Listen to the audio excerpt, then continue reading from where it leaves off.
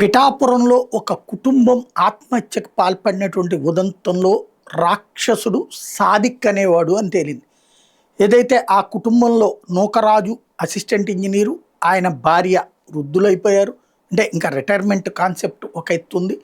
అదే సందర్భంలో వాళ్ళ అమ్మాయి, వాళ్ళ మనవడు, ఆ మనవడికి శిక్షణ ఇచ్చేందుకు తుపాకీ శిక్షణ, ఇతరత్ర ఫిట్నెస్ శిక్షణ ఇచ్చేందుకు పెట్టుకున్నటువంటి సాదిక్ అనేటటువంటి వ్యక్తి ఆ మనవడి తల్లి అయినటువంటి అమ్మాయి వీళ్ళ కుమార్తెతో వేరే విధంగా బిహేవ్ చేసి ఆ పైన అమ్మాయిని బ్లాక్మెయిల్ చేసి అమ్మాయి దగ్గర ఉన్నటువంటి కార్డులు అట్లాగే అమ్మాయి దగ్గర ఉన్నటువంటి సంపద అంతా దోచుకోవడంతో పాటు బెదిరించి వేధించి ప్రాణాలు తీస్తున్నటువంటి సందర్భంలో ఇక పరువు పోగొట్టుకోవడం ఇష్టం లేక ఆత్మహత్య చేసుకుంటున్నట్టుగా లేఖ రాసి పెట్టడం అన్నది ఇక్కడ బయటపడింది.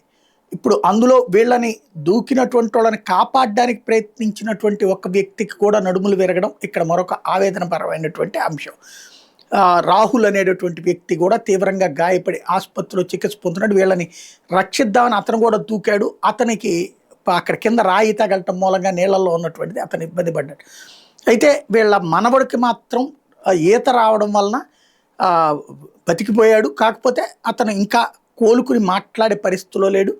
ఈ ముందు వృద్ధులిద్దరూ కూడా దూకేశారు. ఆ తర్వాత ఆ పిల్లాడిని చేత్తో పట్టుకుని ఆ తల్లి కూడా దూకింది. అయితే పిల్లాడు యువతలకు వచ్చేసాడు. ఆ తల్లి ఇప్పుడు ఆ ముగ్గురు కొట్టుకుపోయారు. ఈ మొత్తం వ్యవహారానికి కుటుంబం చనిపోవడానికి కారణమైనటువంటి వ్యక్తి అయితే సాదిక్ అన్నటువంటి విషయం తేలింది. ఇప్పుడు అతని కోసం గాలిస్తున్నారు.